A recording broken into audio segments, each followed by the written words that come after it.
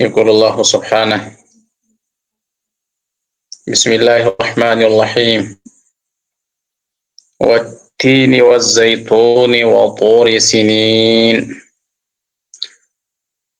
ይቺ ሱረቱ ቲን አንቀጾቿ 8 ሲሆኑ መክይ ነች እና አብዱላህ ብን አባስ እንደሚሉት መካ የተወረደች ነች።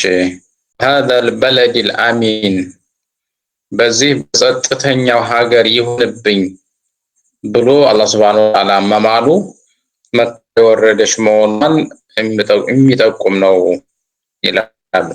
አላሁ ሱብሓነሁ ወተዓላ በቲን እንዲሁም በዘይቱን ከማለ በኋላ የሰው ልጅን እጅግ ባለ አቋም እንደከለቀውና እንዳስገኘው ለዚህ ውለታውና ጸጋውም ተገቢውን ምስጋና ለፈጠረው ጌታ መመለስ እንዳለበት ይሳል ማለት ነው።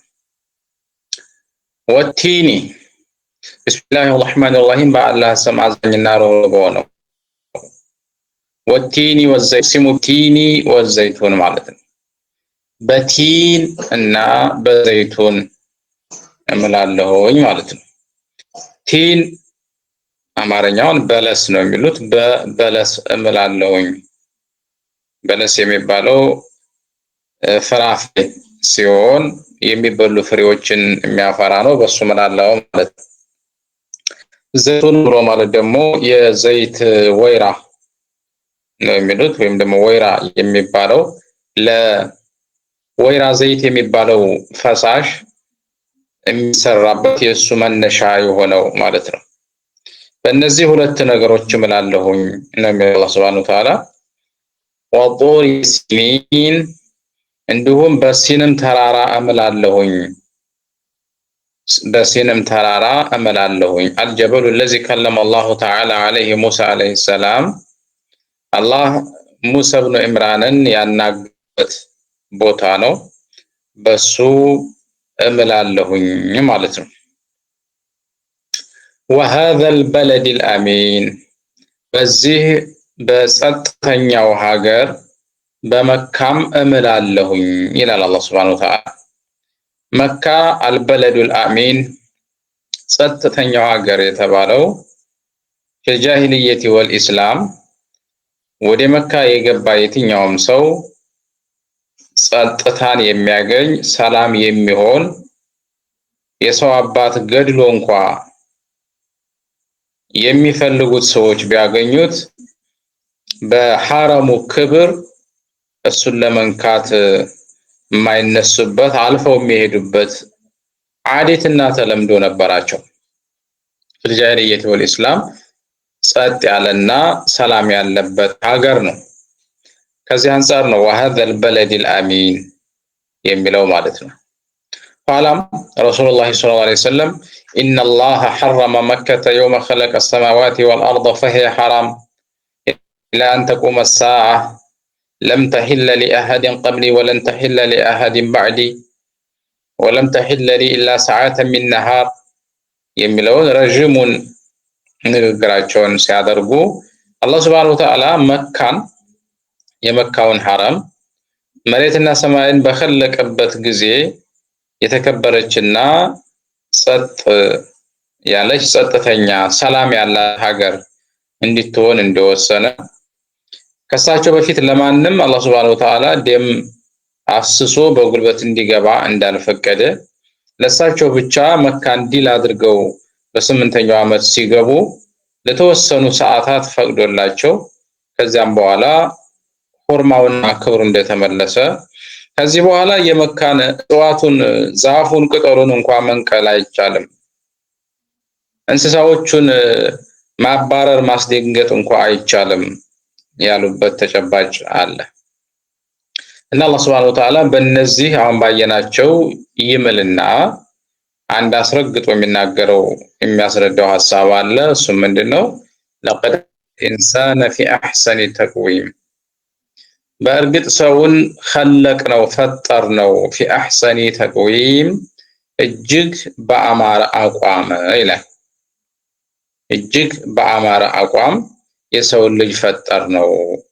ይህ ጁምላ ለቀሰሙ ጀዋብ ነው። በቲን እንዲሁም በዘይቱን በዚህ ጸጥተኛ ሀገር እንዲሁም በጡሩ ሲና እምላለሁኝ የሰው ልጅን እጅግ በአማረ አቋም እንደፈጠር ነው የሚለው አላህ Subhanahu Wa Ta'ala ማለት ነው። የሰው ልጅ አፈጣጠሩ ሸክሉ ከሌሎች ፍጥረታቶች እጅግ በጣም ያማረ ውብ በሆነ አፈጣጠር ነው አላህ Subhanahu Wa Ta'ala የኸለቀው ማለት ነው። አላህ Subhanahu Wa Ta'ala አሁን ባለበት የሰው ልጅ በተፈጠረበት ሸክሉና ዲዛይኑ ከኸለቀውም በኋላ እንደገና ወዘየነሁ ቢልዕልሚ ወልዐቅል እውቀትን ጥበብን በመስጠት ማሰቢያ ማሰላሰያ አቅል በመስጠት ከሌሎች ፍጡሮች ልዩ አድርጎ አስገኘው ማለት ነው። ثم رددناه የታችኛውን የበታች አድርገን ይላል። የበታች እጅግ በጣም ዝቅተኛ ቦታ ላይ አድርገን መለስ ነው። ምን ማለት ነው? በአኺራ ያላመኑና የተላኩ ነብያቶችን ተልእኮ ያልተቀበሉ ሪሳላውን እሰየው ብለው ያላመኑበት አላማኞች ከሃዲያን በጀሃነም ውስጥ አስፈለ ሳፊሊን በታችኛው የጀሃነም ክፍል ተመልሰው እንዲቀጡ አደረግን ማለት ነው። በማና እናረጋለን ወደፊት ነው።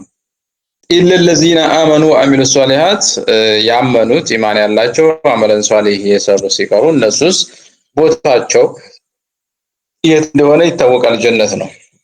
ይህ አንደኛው የሙፈሲሮች አረዳድ ነው። በሌላ መንገድ ደግሞ ለስነው ሰውን አስፈለ ሳፊሊን ወደ አስፈለ ሳፊሊን መለስ ነው። አስፈለ ሳፊሊን በማለት የተሻው በዚህ ጊዜ ነው የሰው ልጅ እጅግ በአማረ ቁመና ከኸለቅነው በኋላ ወደ እድሜው መጨረሻ ላይ ወደ እርጅና እንመልሰዋለን ማለት ነው።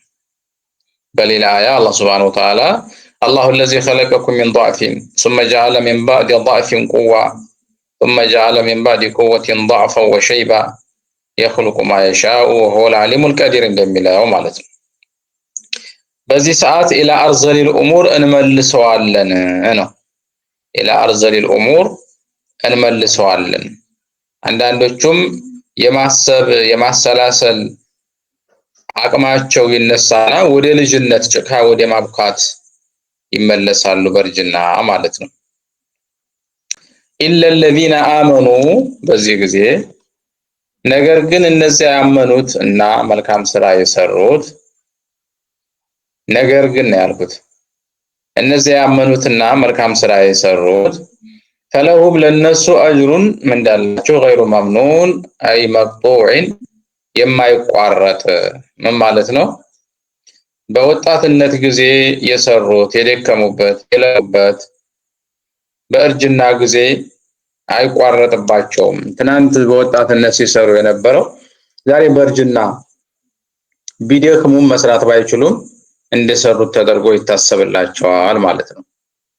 ኢዘን ኢላዚ ቦታ ላይ ኢስቲስናው ሙንቀጥ ይሆናል ማለት ነው። ኢላ በአና ላኪን አድርጋችሁ ትረዳላችሁ። አስፈለ ሳፊሊን የሚለውን ጀሃነም በሚለው እይታ ግን ኢላ አላባቢሃ ተወንና አስፈለ ሳፊሊን በጀሃነም ውስጥ ይወርዳል። ኢለለዚነ አመኑ ወአሚሉ ሷሊሃት ያመኑትና መልካም ስራ የሰሩ ሲቀሩ ፈለሁም ለነሱማ አጅሩን ምንዳላቸው ገይሩ መምኑን የማይቋረጥ ምንዳ ከጌታቸው በኩል በጀነት ውስጥ አላቸው ይላል አላህ Subhanahu Wa Ta'ala። فما يكذبوك بالدين ከዚህ በኋላ በጀዛኡ ወይም ደግሞ በፍርዱ አስተባባይ የሚያደርግህ ምንድነው ይላል። ከዚህ በኋላ ማለት ይህ ሁሉ ሁጃና ማስረጃ ከቀረበ በኋላ በፍርዱ እንዲታስተባብል የሚያደርግህ ምንድነው ይላል። ኺጧቡ ለማን ነው? ለኢንሳን الذي خلقه الله في احسن تقويم በአማረ ቁመና አላህ ለፈጠረው የሰው ልጅ ነው። ኺጧብ አላህ ያናገረ ያለው በአማረ ሸክል ለፈጠረው ፍጡር ለሰው ልጅ ነው። በዚህ መልኩ አሳምሮ አስውቦ ከኸለቀህ በኋላ እሱ ጌታ አንተ ባሪያ ለመሆናችሁ ብዙ አቅልይ እንዲሁም ደግሞ ሰምዕ የሆኑ መረጃዎች ከመጡልህ በኋላ አላምንም አልቀበልም ብለህ እንዲታስተባብል የሚያደርግህ ነገር ምንድን ነው? ወልማዕና ፈአዩ ሸይን የህሚሉከ አዩሃ ልኢንሳን አለ ተክዚቢ ቢዲኒ ወቢልባዕስ ወቢልጀዛ ባዕድ አን ኸለቅናከ ፊ አሕሰኒ ተቅዊም ነው የሚለው አላህ ሱብሓነሁ ወተዓላ። አለይሰ አላሁ ቢአሕከሚል ሐኪሚን አለይሰ አላሁ አላህ አይደለምን ቢአሕከሚል ሐኪሚን ከፈራጆች ሁሉ እጅግ በጣም ፈራጅ አይደለምን ይላል። ብዙ ፈራጆች አሉ። ነገር ግን ዛሬ ይፈርዱ ከነበሩ ሰዎች አካላቶች ሁሉ አህከም ፈራጁ የዳኞች ሁሉ ታላቁ ዳኛ የሱ ፍርድ በይግባኝ የማይሻር ለምን ይሄን ፈረድክ ተብሎ የማይገመገመው የሱ ፍላጎት የማይቀለበሰው ታላቁ ጌታ አላህ Subhanahu Wa Ta'ala ታላቁ ፈራጅ እሱ ነው እና አላህ Subhanahu Wa Ta'ala የፈራጆች ሁሉ በላጭ ፈራጅ አይደለምን ይላል ነው እስቲፋሙ እዚህ ቦታ ላይ ለተቅሪር ነው። ስለዚህ ነው ረሱላህ ሰለላሁ ዐለይሂ ወሰለም እችን ሱራና መሰሎቿን ሲቀሩ በመጨረሻ ላይ አለይሰ አላሁ ቢአሕከሚል ሐኪሚን ካሉ በኋላ በላ ወአና ዐላ ዛሊከ ሚነ ሻሂዲን አሁነው እኔም በዚህ ላይ ከመስካሪዎቹ ነኝ ይሉ እንደነበረ ይሄንንም ሐታ ሶላት ላይ ጭምር ስንቀራ ማለት አስፈላጊ እንደሆነ ተገልጿል ማለት ነው።